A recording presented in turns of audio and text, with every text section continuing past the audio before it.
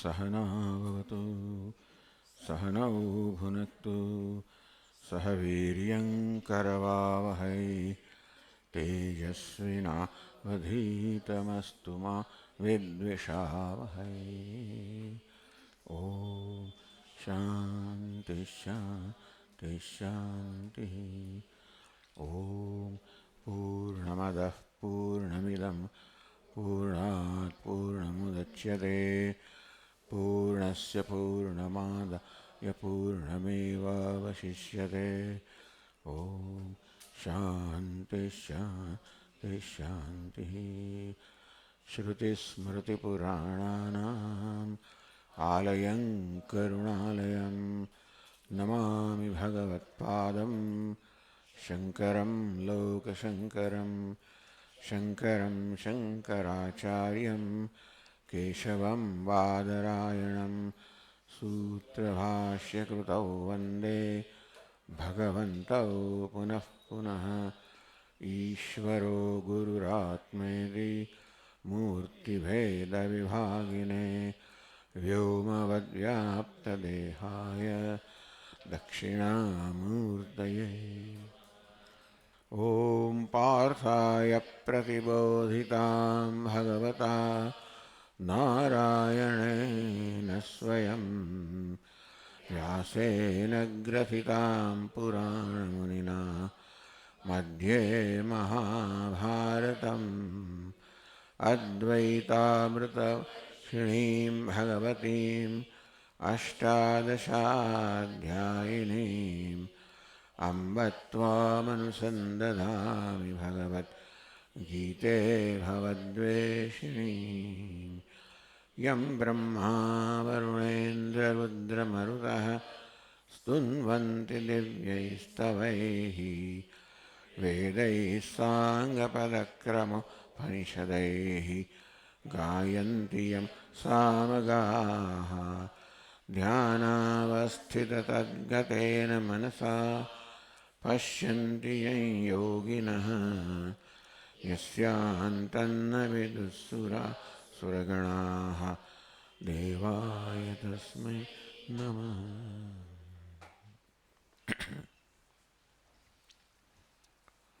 तस्माद्यस्य महाबाहो निगृहीतानि सर्वशः इन्द्रियाणीन्द्रियार्थेभ्यः तस्य प्रज्ञा प्रतिष्ठिता।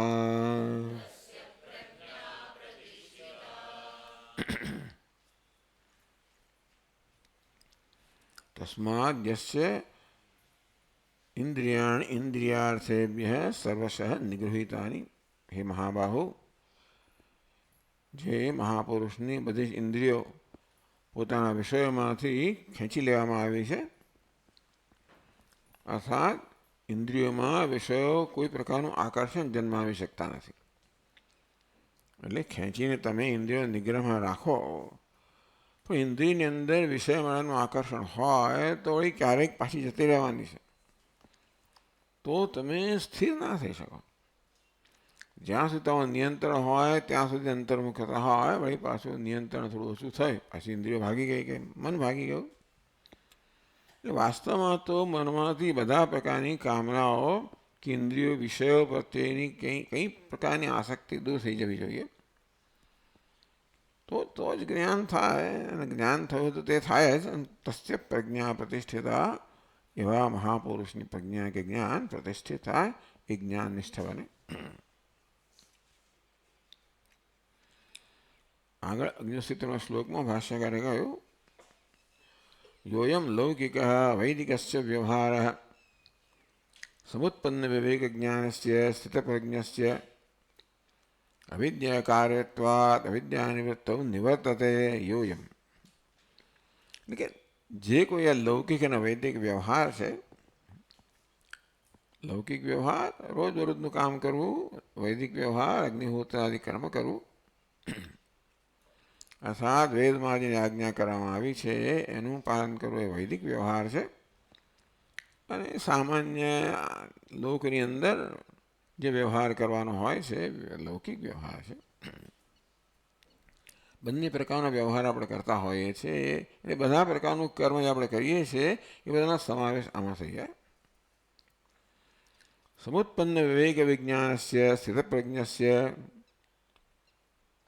અવિદ્યા કાર્યત્વ, આ બધો વ્યવહાર છે ને અવિદ્યાની ઉપજ છે. હું કંઈ પણ લોકમાં વ્યવહાર કરું કે પછી અગ્નિહોત્રાદિ કર્મ કરો, આ બધી અવિદ્યાની ઉપજ છે, ભાષ્યકાર કહે છે. કારણ કે કોઈ પણ પ્રકારનું કર્મ કરવા માટે મારામાં કર્તૃત્વ બુદ્ધિ તો જોઈએ છે. એ કર્તૃત્વ બુદ્ધિ છે અવિદ્યાની ઉપર છે. કારણ કે મારું વાસ્તવિક સ્વરૂપ જે છે આ આત્મા, એ તો અકર્તા છે. અને તેથી ઇન્દ્રિયોમાં જે કર્તૃત્વ છે એનો અધ્યારોપ મારા પર કરું તો જ મારી આત્મા હું કર્મનો કરતા માનું. એટલે કર્મમાં અવિદ્યા છે એવું નહીં, પણ કર્મ કરનાર પોતાને કરતા માને છે એ પ્રકારનો જે ભ્રમ કે ખ્યાલ સેવે છે એમાં અવિદ્યા છે. કર્મ કરવું એટલે અવિદ્યા એવો નિયમ નથી, પણ કર્મ કરનાર જ્યારે પોતાને કરતા કર્મ કરનાર માનતો હોય, ભગવાન આગળ સમજાવશે કે કર્મ તો બધા પ્રકૃતિ થઈ રહ્યા છે, આપણો મન બુદ્ધિ ઇન્દ્રિયોનો સંઘાત છે એ સર્વ કર્મ કરી રહ્યો છે આત્માની સન્નિધિમાં. સર્વ કર્મ થઈ રહ્યા છે ત્યારે પણ આત્મા તો પોતાની પ્રતિષ્ઠામાં, પોતાના સ્વરૂપમાં પ્રતિષ્ઠિત છે. એ વીજળી કંઈ કર્મ કરતી નથી, વીજળીની સન્નિધિમાં પંખાઓ ફરતા હોય. હા, વીજળી ના હોય તો પંખો ના ફરી શકે ખરું, પંખો ફરે છે મળે વીજળી ફેરવે છે એવું નથી. વીજળીમાં પંખાને ફેરવાનું કોઈ કર્તૃત્વ નથી. તેમાં આત્માની સન્નિધિમાં બધો આ સંઘાત છે, દેહમાં ઇન્દ્રિયોનો સંઘાત કર્મ કરે છે. પણ જેવી રીતે ફરવું એ પંખાનો સ્વભાવ છે. વીજળીની સન્નિધિમાં એ પંખાનો સ્વભાવ છે, એ પ્રવૃત્ત થાય છે, અભિવ્યક્ત થાય છે, માટે પંખો ફરે છે. એવો નિયમ નથી કે વીજળી સમય બધું ફરવા જ માંડે. હીટર ના ફરવા માંડે, બલ્બ ના ફરવા માંડે, પોતાના સ્વભાવ પ્રમાણે એ કર્મ કરતું હોય છે. એટલે વીજળી તો માત્ર એને ચેતનવંતુ બનાવે છે. આત્મા ઉપાધિને ચેતનવંતી બનાવે, અને તેથી કર્મ થવું એ તો ઉપાધિનો ધર્મ છે. એટલે ભાષ્યકાર કહે છે કે આ કર્મ જે છે એ અવિદ્યાની ઉપજ છે, કર્તૃત્વ બુદ્ધિ અવિદ્યાની ઉપજ છે. હું કર્મ કરનાર છું એ પ્રકારનો મારો ખ્યાલ છે, ભ્રમ છે, એ અવિદ્યાની ઉપજ કઈ રીતે છે કે કર્મ કરનાર તો ઇન્દ્રિયો છે, અને એમનું કર્તૃત્વ મારા પર આરોપિત કરે. હું કહું છું કે હું કર્મ કરનાર છું. અવિદ્યા કાર્યત્વા અવિદ્યા નિવૃત્ત નિવર્તતે. ભાષ્ય કહે છે લૌકિક વૈદિક વ્યવહાર જ નિવૃત્ત થઈ જાય. વ્યવહાર કદાચ નિવૃત્ત ના થાય જ્ઞાની પુરુષનો, એ કર્મ કરે, લૌકિક કર્મ પણ કરે, વૈદિક કર્મ પણ કરે, અને જે યોગ્ય લાગે કરે, પણ એનામાં કર્તૃત્વ બુદ્ધિ નથી, એ વ્યવહાર નથી કરતા, એમ એના માટે વ્યવહાર નિવૃત્ત થઈ ગયો. કારણ કે જ્ઞાની પુરુષમાં કર્તૃત્વ બુદ્ધિ નથી. હું કર્મ કરી રહ્યો છું એ પ્રકારનો ભ્રમ નથી. તેથી આપણને કર્મ કરતો જણાય ત્યારે પણ પોતાની દૃષ્ટિએ કોઈ કર્મ કરતો નથી. અને કોઈ આ બધી વસ્તુઓ સ્પષ્ટ થશે. પણ જેવી રીતે રંગમંચ પર કોઈ અભિનેતા હોય, એ ભીખ માગવાનો વેશ ભજવતો હોય તો આપણને ત્યાં ભિખારી દેખાય અને ભીખ માગતો દેખાય. પરંતુ એ ભિખારી કે અભિનેતા છે, પોતાની દ્રષ્ટિએ કોઈ ભીખ માગતો નથી. ભીખ માંગતો હોવા છતાં ભીખ માંગતો નથી. એક દ્રષ્ટિએ ભીખ માગે છે, પણ પોતાની દ્રષ્ટિએ ભીખ માંગતો નથી. જ્ઞાની પુરુષ કર્મ કરતો જણાતો હોવા છતાં પણ કર્મ કરતો નથી પોતાની દ્રષ્ટિએ. અવિદ્યા એટલે અવિદ્યામાંથી જન્મતા ભ્રમ છે હું કરતા છું, એ પણ નિવૃત્ત થઈ જાય. એવા ઇદમર્થમ સ્ફુટીકરોતી ભગવાન પછીના શ્લોકમાં અર્થ સ્પષ્ટ કરે છે. તો 69 શ્લોકમાં કહે છે, યા નિશા સર્વભૂતાનાં તસ્યામ જાગર્તિ સંયમી યસ્યામ જાગૃતિ ભૂતાની સા નિશા પશ્યતો મુનેઃ.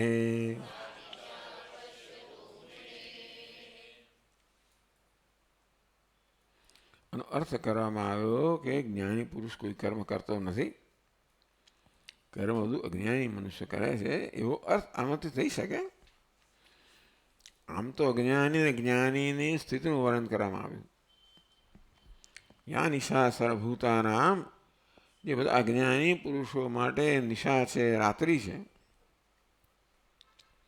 તસ્યામ જાગૃત સંયમી, સંયમી કહો કે પછી જ્ઞાની પુરુષ કહો, એમાં જાગ્રત છે. જેમાં બધા અજ્ઞાનીઓ સૂતેલા છે એમાં જ્ઞાની પુરુષ જાગ્રત છે. યસ્યામ જાગૃતિ ભૂતાની, અને જે નિદ્રામાં બધા જાગ્રત છે એમાં અજ્ઞાની પુરુષ સૂવે છે. આ કહ્યું તે પ્રમાણે કાગ ઉલુક ન્યાય. કાગ એટલે કાગડો, ઉલુક એટલે ઘુવડ. તો કારણ કે ઘુવડની આંખ અને એના ડોળા એવા છે ને કે બહુ મોટા છે, તેથી રાત્રે ખુલી જાય, દિવસે અંજાઈ જાય, એટલે એ બિચારો કંઈ જોઈ ના શકે. કાક ઉલુક, કાગડા માટે જે દિવસ છે એ પેલા ઉલુક એટલે ઘોડ માટે જાણે કે રાત્રિ છે. રાત્રે કાગડા માટે જે રાત્રિ છે, કાગડો કંઈ ના જોઈ શકે, ત્યાં આ ઘુવડ જુએ છે. આ કાક ઉલુક ન્યાય. તો જ્ઞાની પુરુષ છે એ પેલા કાગડા સમાન છે, અને અજ્ઞાની ઘુવડ સમાન છે. તો જ્ઞાનરૂપી પ્રકાશમાં અજ્ઞાની આંખો અંજાઈ જાય છે, માટે જોઈ શકતો નથી. અને જ્ઞાની પુરુષ જોઈ શકે છે. અજ્ઞાનરૂપી અંધકારમાં જ્ઞાની જોઈ શકતો નથી, અને અજ્ઞાની જુએ છે. એ પ્રકારે બંનેનો ભેદ અહીંયા બતાવે છે. તો ભાષ્યકાર કહે છે, યા નિશા રાત્રિ સર્વ પદાર્થાનાં અવિવેક કરી તમસ્વભાવત્વાદ નિશા સર્વેષાં ભૂતાનાં સર્વભૂતાનાં. નિશા એટલે રાત્રિ. નિશા કહો, રાત્રિ કહો, રાત્રિનું વર્ણન કર્યું. સર્વ પદાર્થાનામ અવિવેક કરી. રાત્રિ આવે એટલે અંધકાર ફેલાઈ જાય, સૂર્ય પ્રકાશ જતો રહે. અંધકાર ફેલાઈ જાય એટલે પછી આપણે કશું જોઈ ના શકીએ. આપણે જોઈએ છે ખરા, પરંતુ રાત્રિ કે અંધકારે બધા પદાર્થો વચ્ચે જે ભેદ હતો ને એને ઢાંકી દીધો. અત્યારે ઘડિયાળ રૂપે દેખાય, ઘડો ઘડા રૂપે દેખાય, આમ દરેક પદાર્થનો જે વિશેષતા છે ને હું જોઈ શકું છું પ્રકાશમાં. એ જ પ્રકાશનો સ્વભાવ છે કે પદાર્થોની વિશેષતાને પ્રકાશિત કરવી. પદાર્થો ન હોય એટલે પદાર્થોની વિશેષતા પ્રકાશિત ન થાય, એટલે આપણે કશો ભેદ જ ના જોઈએ કે આ ઘડિયાળ છે ને આ ઘડો છે. રાત્રિ સર્વ પદાર્થોના અવિવેક કરી. રાત્રિ કોને કહેવાય? જે બધા પદાર્થોનો જે ભેદ છે એ ભેદને ઢાંકી દે. અને તેથી આપણે બધા પદાર્થોના જે વિશેષતા છે એ જોઈ ના શકીએ.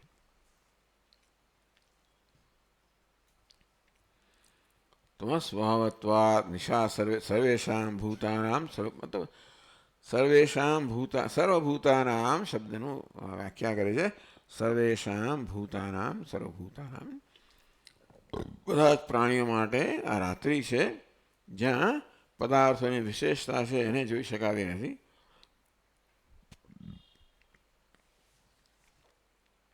किं तत् परमार्थतत्त्वं स्थितप्रज्ञस्य विषयः यथा नक्तञ्चराणाम् अहरे वसत अन्येषां निशा भवति तद्वत् नक्तञ्चरस्थानीयानाम् अज्ञानिनां सर्वभूतानां निशा इव निशा परमार्थतत्त्व अगोचरत्वात् अतद्बुद्धीनाम्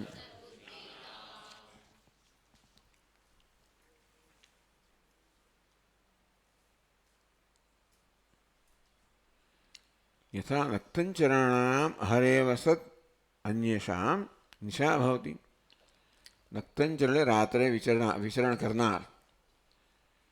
नक्तन रात्रि રાક્ષસોને નક્તંચર કહેવામાં આવે. રાત્રે વિહાર કરનારા હોય અને બધા લોકોને ખાઈ જનારા હોય. રાત્રે જોઈ ના શકે બીજા પ્રાણીઓ. તો જેવી રીતે આ નક્તંચર છે, રાત્રે વિચરણ કરનારા છે, જે રાત્રે બધું જોઈ શકે છે, એ બીજા સામાન્ય પ્રાણીઓ માટે રાત બની જાય, એટલે કે નિશા બની જાય. કારણ કે ત્યારે પ્રકાશ નથી. પેલા લોકોની આંખો એવી પ્રકાશમાં જોઈ શકે છે. પછી બિલાડીની આંખો તમે જો રાત્રે આમ તમતમતી હોય, ઝળકતી હોય. એની બહેન જ છે આ બધા લોકોની એ ટૂંકમાં. બિલાડી તો એની માસી છે, બહેને નથી. પહેલી વાઘ તણી માસી. વાઘ કદાચ ચડિયાતી છે. પેલું કે એણે વાઘને એક વસ્તુ શીખવી નથી, ઝાડ પર કેમ ચડવું. બિલાડી ઝાડ પર ચડી જાય, એ વાઘને શીખવ્યું નથી. એ રીતે વાઘ બિલાડી કરતા થોડો ઉતરતો છે. પણ એટલે એ નક્તંચર, એની આંખો બરોબર આમ તેજસ્વી હોય.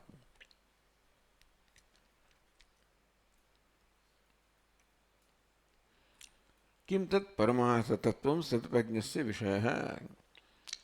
તો આ બધા સામાન્ય મનુષ્ય માટે કઈ રાત્રિ કઈ છે? ભાષ્ય કહે પરમાર્થ તત્વ. આત્મતત્વ કહો, પરમાર્થ તત્વ કહો, પરમ બ્રહ્મ કહો, જે સ્થિતપ્રજ્ઞસ્ય વિષય. સ્થિતપ્રજ્ઞ જેને જોઈ શકે છે આત્મતયા. એવું છે ને કે આને જોવા માટે આ બહારના પ્રકાશની આવશ્યકતા નથી. ચક્ષુના પ્રકાશની આવશ્યકતા નથી. બ્રહ્મ છે, આત્મ સ્વરૂપ છે, આત્મા સ્વયં પ્રકાશ છે, સ્વયં સ્ફુરિત છે, માટે પોતાની જાતને સ્ફુરિત કરતો જ હોય છે. આપણે પણ હું છું એમ જાણીએ છીએ, કોઈ પ્રકારના પ્રયત્ન વગર કે બીજા કોઈ બહારના પ્રકાશ વગર. આપણામાં ના જ્ઞાની પછી આટલો ફેર છે કે હું છું, પેલો હું બ્રહ્મ છું એટલું જાણે છે. હુંને આપણે જાણીએ છીએ, પરંતુ હુંની વિશેષતાને જાણતા નથી.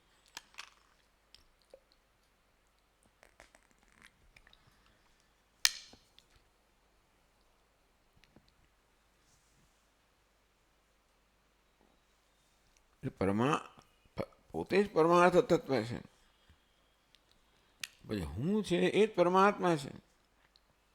એ સતત સ્ફુરી રહ્યો છે, પ્રકાશ રહ્યો છે, અને તેથી હું એ પ્રકારનું ની સભાનતા હંમેશા હોય છે.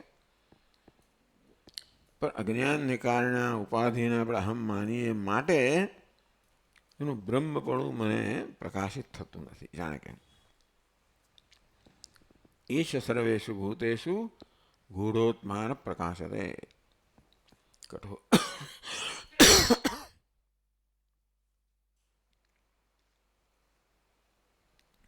કઠોપનિષદ કે ઈશ સર્વેષુ ભૂતેષુ ગૂઢ આત્મા. પ્રાણી માત્રમાં જેને છુપાયેલો આત્મા છે એ પ્રકાશિત થતો નથી. એટલે કે એને કોઈ આત્મરૂપે જાણતું નથી. આત્મા તો પ્રકાશ છે, પણ એને આત્મરૂપે જાણ તો દૃશ્ય અગ્રયા બુદ્ધિયા સૂક્ષ્મયા અને એકાગ્રતા અને સૂક્ષ્મતા કેળવી છે એવા સૂક્ષ્મદર્શી મહાપુરુષો જુએ છે. બાકી આત્મા તો પ્રકાશ જ રહ્યો છે.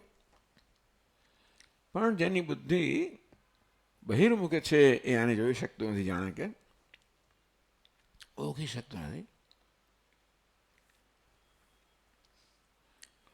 તદ્વત નક્તંચર સ્થાનીયાનામ અજ્ઞાનિનામ સર્વભૂતાનામ નિશા એવ નિશા પરમાત્મા તત્વ અગોચરત્વાત. તે તો પરમાત્મા તત્વ છે જે પોતાનું સ્વરૂપ છે. પણ ક્યારે એના દર્શન થાય? જ્યારે આપણું મન અંતર્મુખ હોય ત્યારે. જે પદાર્થને આપણે જોવો હોય ત્યાં આપણું મન તો કેન્દ્રિત થવું જોઈએ ને. ફૂલ અહીં આ દિશામાં હોય અને પેલી બાજુ જોઉં તો મને દેખાય નહીં. તે રીતે આત્મતત્વ અંતરતમ છે એનું હંમેશા બહાર નજર કરતા હોય તો મને ન જ દેખાય. આમ જેનું મન પણ આવી રીતે અંતર્મુખ બનેલું છે. દૃશ્યતે તો અગ્રયા બુદ્ધ્યા સૂક્ષ્મયા સૂક્ષ્મદર્શિભિ. જેની બુદ્ધિ એકાગ્ર થઈ છે, સૂક્ષ્મ બની છે, સૂક્ષ્મદર્શી જે છે એને જરૂર પોતાના દર્શન થાય છે.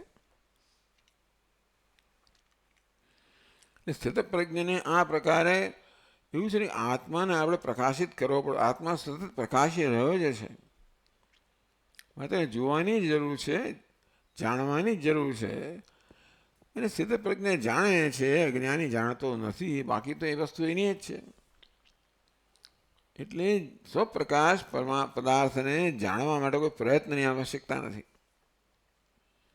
અત્યારે આ બલ્બ પ્રકાશ તો હોય તો એને જોવા માટે કોઈ પ્રયત્નની જરૂર નથી, કે એ પોતે જ પ્રકાશી રહ્યો છે. આ ઘડો હોય એને જોવા માટે જરૂર છે પ્રકાશની. પ્રકાશ ઘડાને પ્રકાશિત કરે આપણે જોઈ શકીએ. તેમાં આત્મા સ્વયં પ્રકાશ છે, માટે એને જોવા માટે કોઈ પ્રકાશની આવશ્યકતા નથી. પણ નક્તંચર સ્થાનીયાનામ, એટલે ઘોળ જેવી રીતે નક્તંચર છે, રાત્રિમાં વિચરણ કરનાર છે, એના દિવસની વસ્તુ દેખાતી નથી. સર્વભૂતાનામ, તેવી રીતે બધા પ્રાણીઓ જ્ઞાની છે, તેથી સ્વયં પ્રકાશ આત્મા પણ અમને ભાસતો નથી. પરમાર્થ તત્વ અગોચરત્વ, અજ્ઞાનને રાત્રિ કહેવામાં આવે. રાત્રિમાં વસ્તુ છે એ ગોચર થતી નથી. ગોચર ઇન્દ્રિયો. રાત્રિમાં પદાર્થો ઇન્દ્રિયનો વિષય બનતા નથી. એટલે રાત્રિ જાણે કે આ બધા પદાર્થોની વિશેષતાને ઢાંકી દે છે. તે જ પ્રકારે અજ્ઞાનરૂપી નિશા છે, રાત્રિ છે, એ હવે સ્વયં પ્રકાશ આત્મા છે એને જાણે કે ઢાંકી દે છે. અને તેથી અજ્ઞાનરૂપી રાત્રિમાં સ્વયં પ્રકાશ આત્માના પણ દર્શન થતા નથી. પણ જ્ઞાની પુરુષ જેની દૃષ્ટિ ખુલી ગઈ છે એ તો સ્વયં પ્રકાશ હોવાને કારણે કોઈ પ્રયત્ન વગર દર્શન કરતા હોય છે.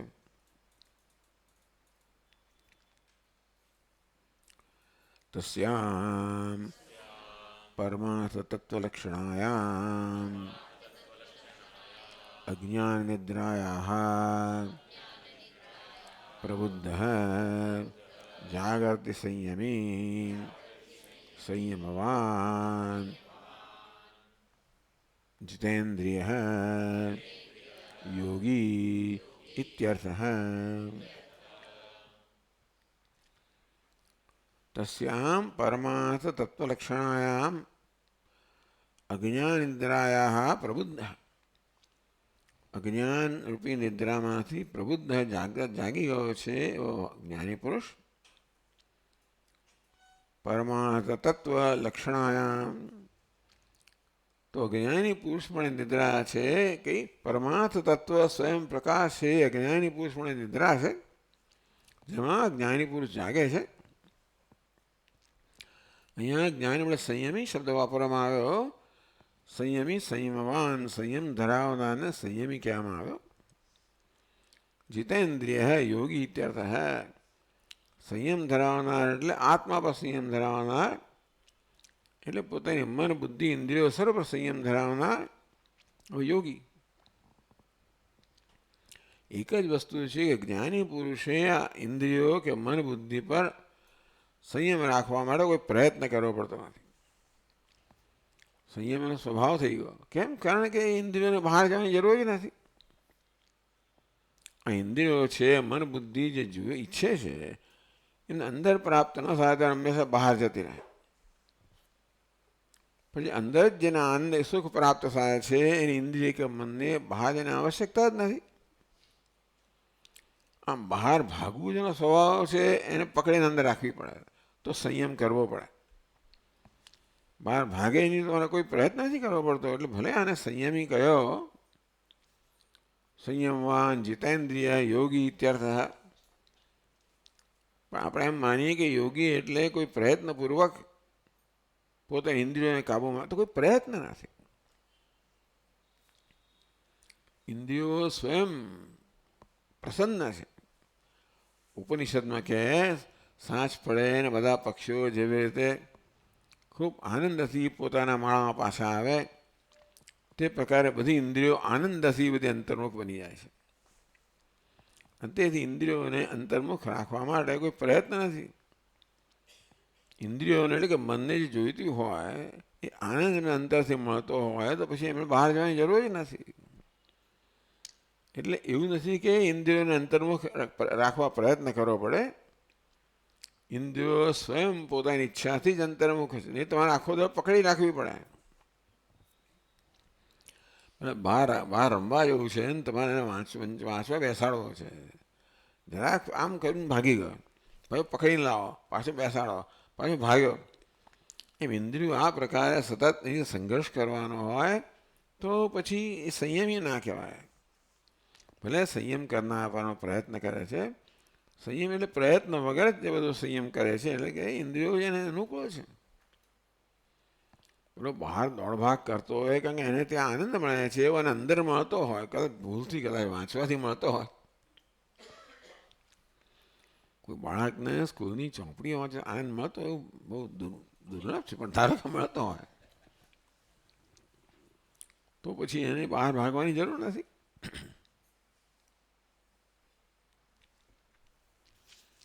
સંયમવાન જીતેન્દ્રિય યોગી એટલે જ્ઞાની પુરુષ કોઈ પ્રયત્ન વગર જીતેન્દ્રિય છે.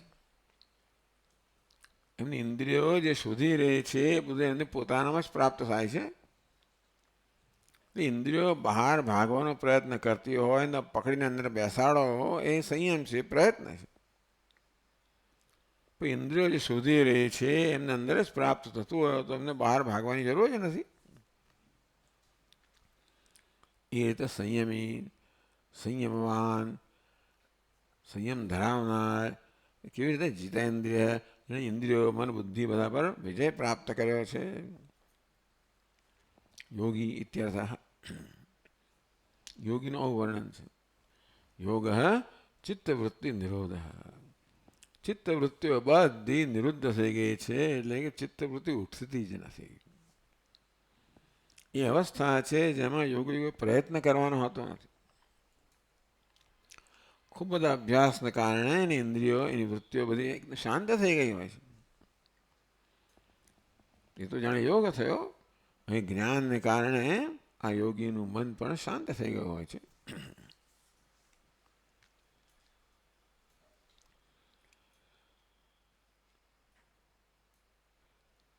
આ જ્ઞાની પુરુષ વર્ણન કરે, અજ્ઞાનીનું વર્ણન કરે છે.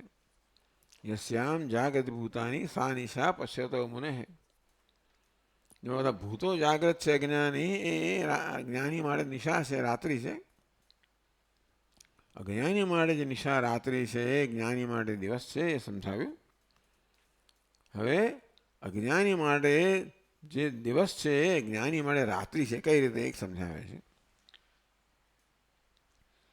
યસ્યામ ગ્રાહ્ય ગ્રાહક ભેદ લક્ષણાયામ અવિદ્યા નિદ્રાયામ પ્રસુપ્તાની એવ ભૂતાની જાગૃતિ ઇત્યુચ્યતે. યસ્યામ નિશાયામ પ્રસુપ્તા એવ સ્વપ્નદુષઃ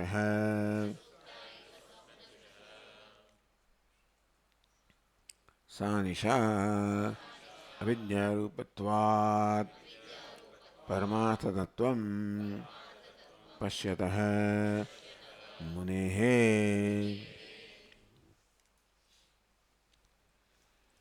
યસ્યામ જાગૃતિ ભૂતાની, તેમાં ભૂતો અજ્ઞાની, અજ્ઞાની ભૂતો, અજ્ઞાની પ્રાણીઓ, અજ્ઞાની જીવો જાગ્રત છે. શેમાં જાગ્રત છે? ગ્રાહ્ય ગ્રાહક ભેદ લક્ષણાયામ અવિદ્યા નિદ્રાયામ.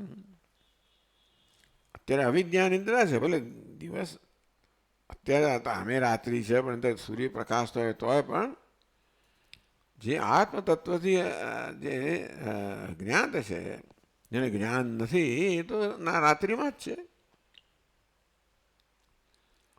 એટલે રાત્રિ કોને કે અહીંયા આગળ ગ્રાહ્ય ગ્રાહક ભેદ લક્ષણાયામ, જ્યાં આ વ્યવહાર ચાલતો હોય, ગ્રાહક એટલે કે દ્રષ્ટા, ગ્રાહ્ય એટલે દૃશ્ય, આમ દ્રષ્ટા અને દૃશ્ય વચ્ચેનો જે ભેદભાવ વ્યવહાર છે, દ્રષ્ટા પોતાને દૃશ્ય કરતાં ભિન્ન માને છે અને માટે ભેદ છે દ્રષ્ટા દૃશ્યમાં. હવે ભેદપૂર્વકના વ્યવહારમાં આપણે એમ કે આપણે જાગીએ છીએ, પણ પ્રસુપ્તાની એવા ભૂતાની જાગૃતિ ઉચ્યતે, જે જ્ઞાનરૂપી દિવસમાં ઊંઘતા હોય છે, અને તેથી અજ્ઞાનરૂપી એટલે એમાં દિવસને અજ્ઞાનને નિશા કહેવામાં આવી, જ્ઞાનને દિવસ કહેવામાં આવ્યો. તો જ્ઞાની પુરુષ જ્ઞાનરૂપી પ્રકાશમાં જાગૃત છે, અજ્ઞાની પુરુષો આ જ્ઞાન પ્રકાશમાં નિદ્રામાં છે, ઊંઘે છે. એટલા મને પ્રકાશ કહ્યો કે આત્મતત્વ સ્વયં પ્રકાશ છે. એને જોવા માટે પ્રયત્ન ન કરવો પડે, એને પણ જોઈ શકતા નથી, માટે એમને ઊંઘતા હોય એમ કહેવામાં આવ્યું.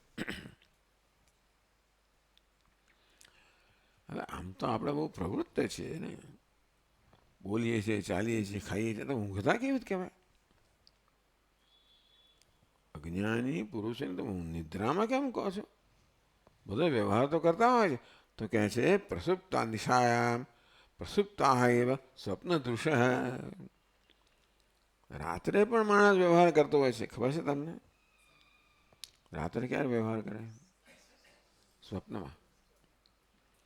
એટલે ભલે આમ દુનિયા માટે ઊંઘે છે, પણ એણે પોતાનું વ્યક્તિગત જગત જે છે ને એની કલ્પના કરી છે, એમાં એ વ્યવહાર કરે છે.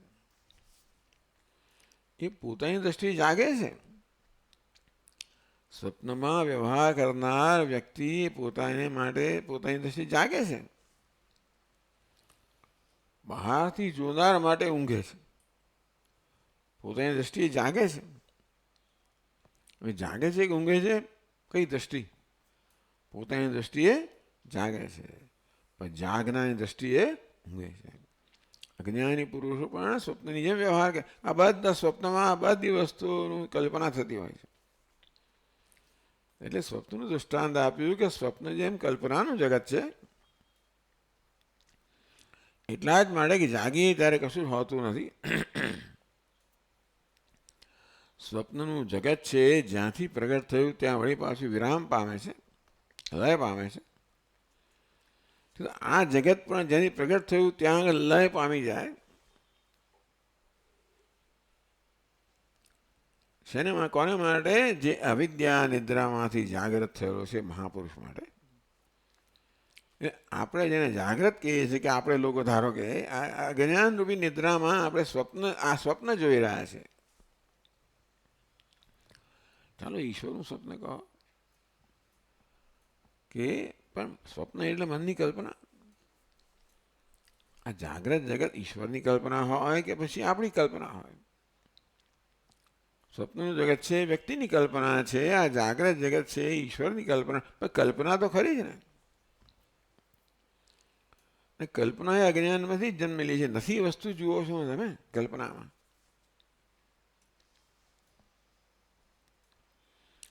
સા નિશા અવિદ્યારૂપત્વાત પરમાર્થ તત્વમ પશ્યતો મુનેઃ. તેથી પરમાર્થ તત્વના દર્શન કરનાર મુનિ માટે અવિદ્યા જે છે, નિદ્રા છે, જેમાં બધા અજ્ઞાની જીવો જાગે છે. આ ઊંઘે છે એટલે કે એ જુએ છે તે આ જોતો નથી. અજ્ઞાની જીવો જે પોતાની કલ્પનાનું જગત જુએ છે, જ્યાં ગ્રાહ્ય ગ્રાહક રૂપે ભેદ વ્યવહાર ચાલે છે, એવું જગત જ્ઞાની પુરુષ જોતો નથી. તે શું જુએ છે? એને ગ્રાહ્ય અને ગ્રાહકમાં કોઈ પ્રકારનો ભેદ જણાતો નથી. ભલે ગ્રાહ્ય એટલે વિષય કે દૃશ્ય, ગ્રાહક એટલે દ્રષ્ટા, એક પ્રકારના એમના રૂપમાં ફેરફાર છે, પણ એમનું વાસ્તવિક તત્વ જોઈએ. બહારની આકૃતિ જોનાર બરાબર છે, પણ ગ્રાહ્ય જે છે અને ગ્રાહક છે પણ તત્વ જોઈએ તો એક ચૈતન્ય જ છે. ચૈતન્ય જ અહમ વૃત્તિથી ગ્રાહક બને છે, ચૈતન્ય ઇદમ વૃત્તિથી ગ્રાહ્ય બને છે. આ બે વેશ છે, દ્રષ્ટા અને દૃશ્ય. એક જ ચૈતન્ય બે પ્રકારની વૃત્તિઓના વેશ ધારણ કરીને આ દ્રષ્ટા અને દૃશ્ય બને છે. પછી વેશને પારખનાર છે તો બંનેમાં ચૈતન્ય દર્શન કરે છે. એટલે જ્ઞાની પુરુષને ભેદ દેખાતો નથી, જ્યારે અજ્ઞાની પુરુષ એ ભેદમાં જ પ્રવર્તમાન છે.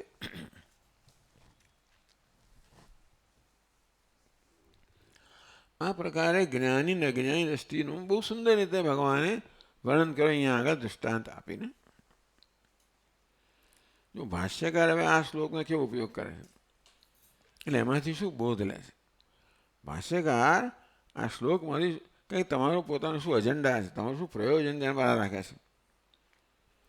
દરેક જણ જ્યારે જુએ ને, શાસ્ત્ર એક જ વસ્તુ હોય, પણ જ્યારે દ્વૈતના આચાર્ય જુએ ત્યારે એમને દ્વૈત જ દેખાય. દ્વા સુપર્ણા સયુજા સખાયા, ઐક્યનું દર્શન કરનાર એકો ભૂત સર્વ એકો દેવ સર્વભૂતેષુ અને એકતા દેખાય. એટલે તમે કઈ દ્રષ્ટિ લઈને શાસ્ત્રને પણ જુઓ છો, કયા પ્રકારનું કન્ક્લુઝન, કયા નિશ્ચય તમારો થઈ ગયેલો છે, એ પ્રકારે તમને શાસ્ત્રમાં એવું જ દેખાય. એટલે વેદાંતી લોકોને આ પ્રકારે દેખાય કે ભાઈ આ તો જે દિવસ છે જ્ઞાની માટે નિશા છે. જ્ઞાની માટે નિશા છે, અને જ્ઞાની માટે દિવસ છે, અજ્ઞાની માટે નિશા છે. આ ભેદ બેની દૃષ્ટિમાં બતાવ્યો. એમાંથી ભાષ્યકાર શું બોધ લે છે એ બહુ જોવા જેવું છે. એટલે આગળ કહે છે, અતઃ કર્માણि અવિદ્યા અવસ્થાયામ એવ ચોદ્યન્તે ન વિદ્યા અવસ્થાયામ. તેથી બધા કર્મ છે, ચોદ્યંત એટલે એનો આદેશ આપવામાં આવે છે. તો એ કર્મનો આદેશ કોને આપવામાં આવે છે? અવિદ્યા અવસ્થાયામ.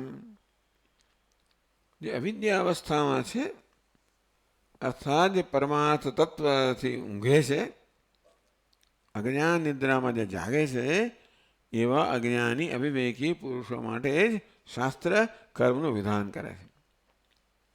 એટલે જ્ઞાની પુરુષ કર્મ કરી જ ના શકે, કારણ કે જ્યારે શાસ્ત્ર કે તું કર્મ કર, એ તુંમાં એ આવતો જ નથી.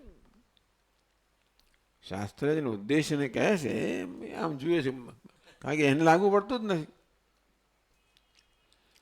એટલે એ કર્મ કરતો નથી, કારણ કે એને કર્મનો કોઈ આદેશ જ નથી. અહીં કર્મ કોણ કરે? એને કર્મનો આદેશ થયો હોય ત્યારે એ પ્રકારે કહેવામાં આવ્યું. કારણ કે શાસ્ત્રનો, વેદનું એક મુખ્ય પ્રયોજન છે વિધિ. નિષેધ તો પછી, પણ વિધિ એટલે કર્મનો આદેશ કહો. કર્મ કહો કે પછી કર્તવ્ય કહો. કર્તવ્ય એટલે શું કરવું જોઈએ એનો આદેશ કરવો, એ શાસ્ત્રનો, વેદનો ધર્મ છે, વેદનું મુખ્ય પ્રયોજન છે, પ્રવૃત્તિ છે. પણ જે પોતાને કરતા એ સમજતો જ નથી, એ તો કે મને વિધિ લાગુ પડતી જ નથી ને. વિધિ એટલે આદેશ કોને લાગુ પડે? જે પોતાને કરતા માને છે. જ્યાં જરા પાણી લઈ આવો, કોણ લઈ આવે? જે પોતાને સ્વામીનો સેવક માને એ લઈ આવે. બાકી તો જુએ બધા કે શું શું કહે છે, કોને કહે છે, આજુબાજુ જુએ. તે તો વેદ કહે છે કર્મ કર, કર્મ કર. જ્ઞાની આજુબાજુ જુએ કે આ કોને કહે છે. એ પોતાને કહે છે એવું એને જણાતું જ નથી. જે બ્રાહ્મણ હોય એટલે એના માટેના આવી જાતના વેદની અંદર આ અધિકારીત્વનું વર્ણન કરવામાં આવ્યું કે કોણ કર્મનો અધિકારી છે. શું છે?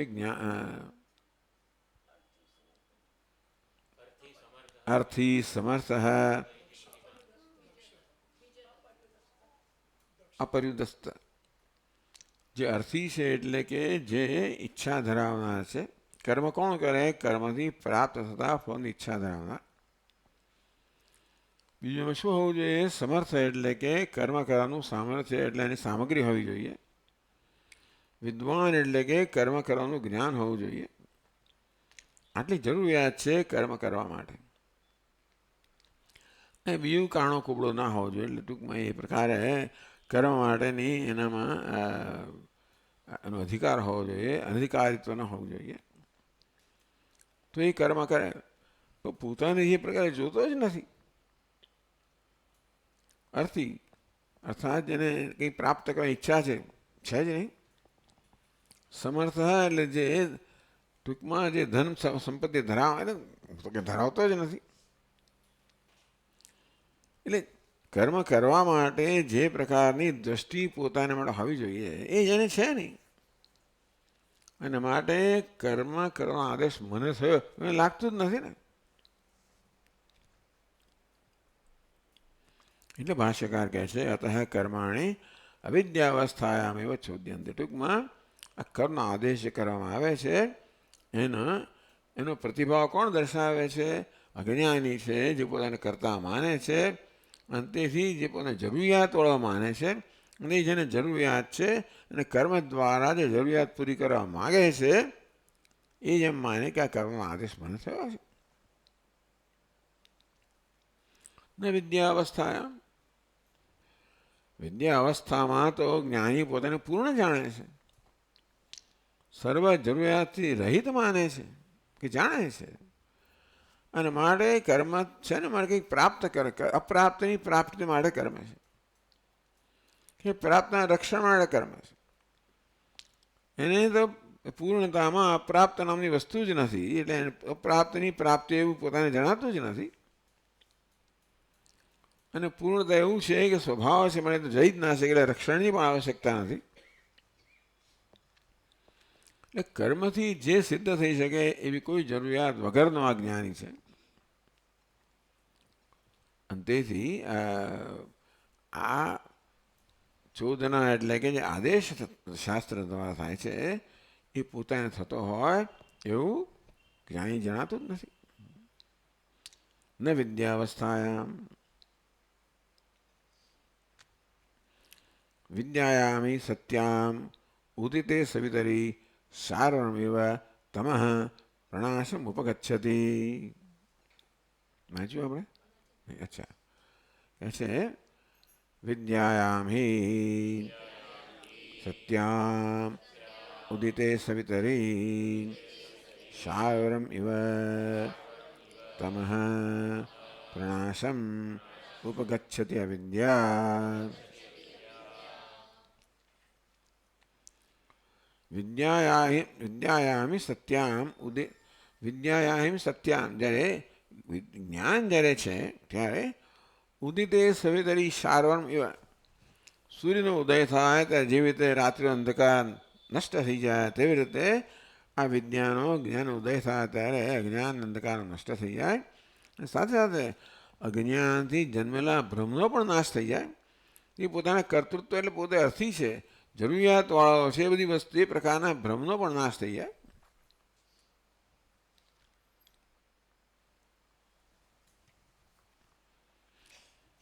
તો ઉદિતે સવિતરી સૂર્યનો ઉદય થાય ત્યારે શારરમેવ તમઃ રાત્રિનો અંધકાર છે જેમ પ્રણાશમ ઉપગચ્છતિ. સૂર્યનો ઉદય થાય એટલે રાત્રિના અંધકારનો નાશ થઈ જાય, કારણ કે પ્રકાશ જ્ઞાન અંધકાર સંભવી ના શકે પ્રકાશની સન્નિધિમાં. તેમ જ્ઞાનનો સૂર્યનો ઉદય થાય ત્યારે અજ્ઞાનનો રાત્રિનો નાશ થઈ જાય.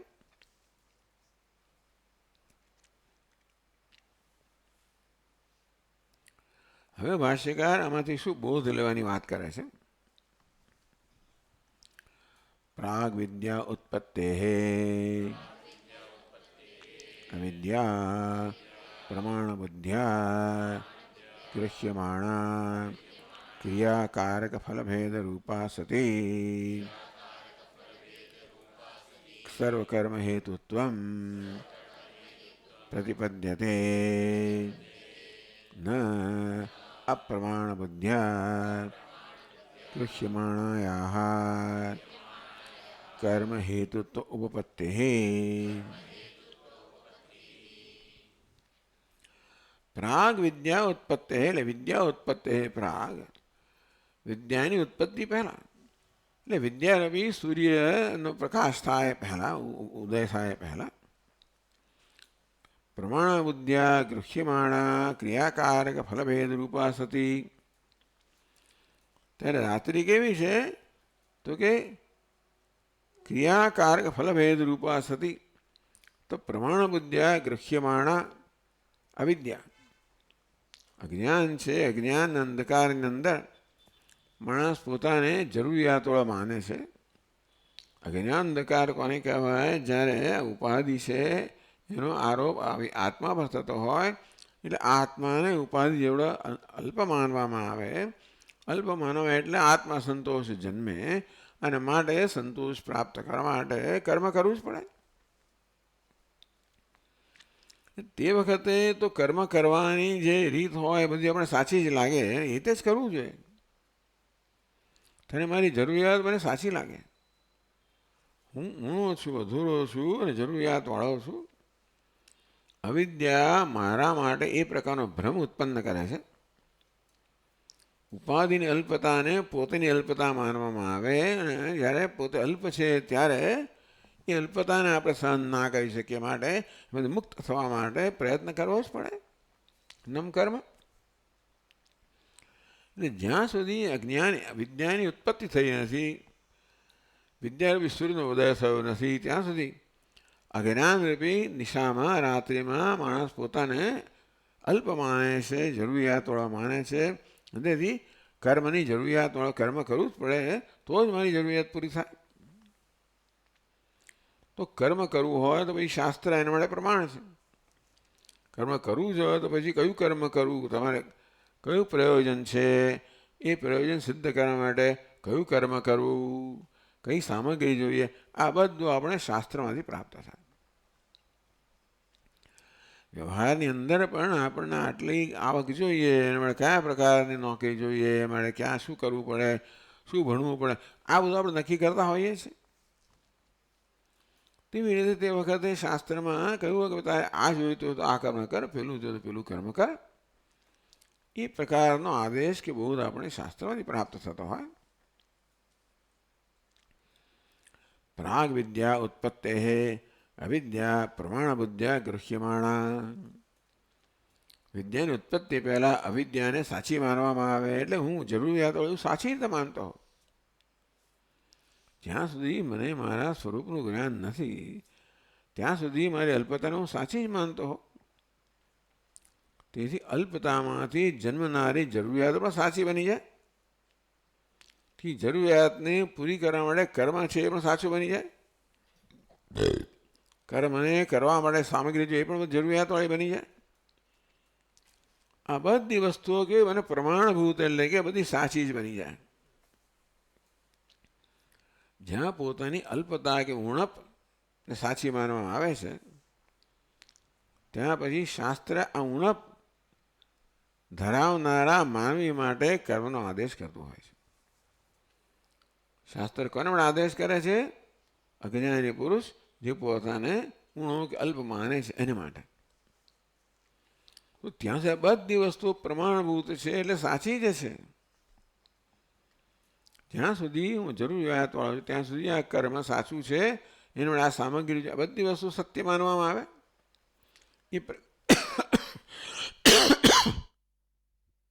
એ પ્રકારે હું કર્મ કરું ક્રિયાકારક ફલભેદ રૂપા સતી એમાં બધો વ્યવહાર છે દ્વૈતમાં છે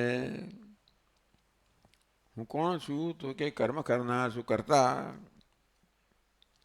જરૂરિયાતવાળો છું મારે આ ધ્યેય પ્રાપ્ત કરવું છે, એ ધ્યેય પ્રાપ્ત કરવા માટે આ કર્મ કરવું જોઈએ, એ કર્મ કરવા માટે આ સામગ્રી જોઈએ. આ બધી વસ્તુ સત્યતા આપવા, એને પ્રમાણ એટલે કે સત્યતા આપવામાં આવે. આ અવિદ્યાનું અવિદ્યા જે છે ને એ અવિદ્યાનું ક્ષેત્ર છે, જ્યાં આગળ હું કરતા કર્મ એને એને કર્મ કરવાના કારક આ બધી વસ્તુ જોઈએ. ક્રિયા કારક ફલભેદ રૂપ અત્યારે આપણા જીવનમાં આવો ભેદ છે. હું કર્મ કરનાર છું, કરતા એ કારક જ છે.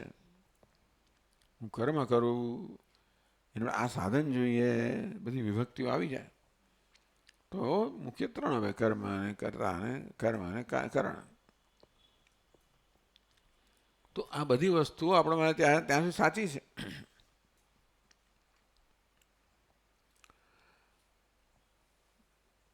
ઉદિત રહે. હા, તો જેવી રીતે સૂર્યનો ઉદય થાય અને રાત્રે અંધકાર દૂર થાય તેવી રીતે આ બધું દ્વૈત છે જેને સાચું માનવામાં આવતું હતું એનો નાશ થઈ જાય. અને તો પછી આ કર્મ હવે આપણા માટે કોઈ જરૂરિયાત ન રહ્યું હોય તો કર્મનો આદેશ કરનાર શાસ્ત્ર પણ પ્રમાણભૂત નથી રહ્યું. હું જરૂરિયાતવાળો હોઉં તો મારે કર્મ કરવાનું હોય તો કર્મ આદેશ આપના શાસ્ત્રના આદેશ પ્રમાણ છે, હવે મને લાગુ પડતો નથી. ભલે પ્રમાણ નથી એમ મને લાગુ નથી, મારા માટે પ્રમાણ નથી.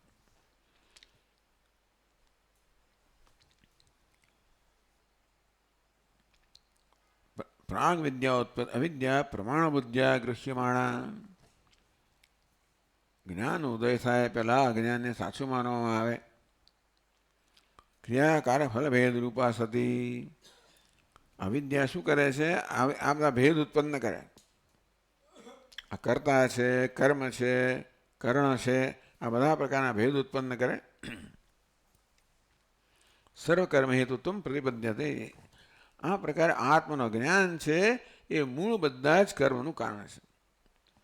આત્મનું જ્ઞાન છે એ મને આવી રીતે ઊણો કે અધૂરો બતાવે છે, જરૂરિયાતવાળો બતાવે છે.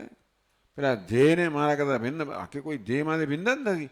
હું પૂર્ણ હોઉં તો બધી વસ્તુનો સમાવેશ થઈ જાય, પણ અપૂર્ણ શું તો ધ્યેયમાંથી જુદું છે. એ ધ્યેયને પ્રાપ્ત કરવાનું કર્મ, એને માટેની આપણી સામગ્રી, આ બધો સંસાર જે છે સાચું છે જ્યાં સુધી મને મારા વિશેનું જ્ઞાન છે.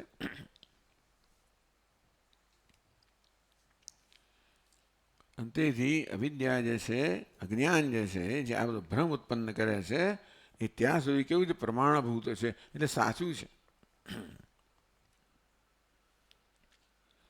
જેને જ્ઞાન થયું છે એ જાણે છે કે હું તો પૂર્ણ છું. કોઈ જરૂરિયાત, કારણ કે બધી વસ્તુ મારામાં સમાઈ ગઈ માટે કોઈ ધ્યેય મારાથી ભિન્ન રહ્યું જ નથી. કોઈ પ્રાપ્તિની કોઈ આવશ્યકતા નથી, એ માટે કોઈ કર્મ રહ્યું નથી. એટલે આ બધો ભેદભાવ જે હતો એ બધો નષ્ટ થઈ ગયો.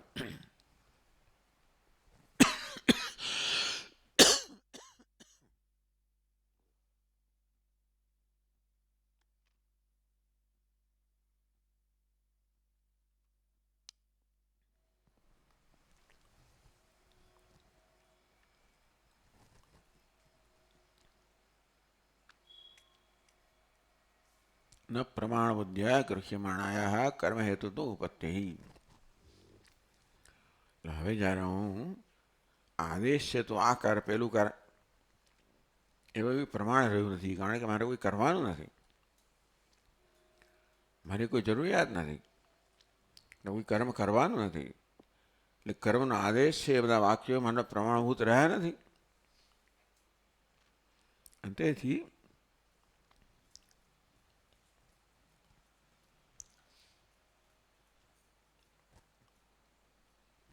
કોઈ કર્મ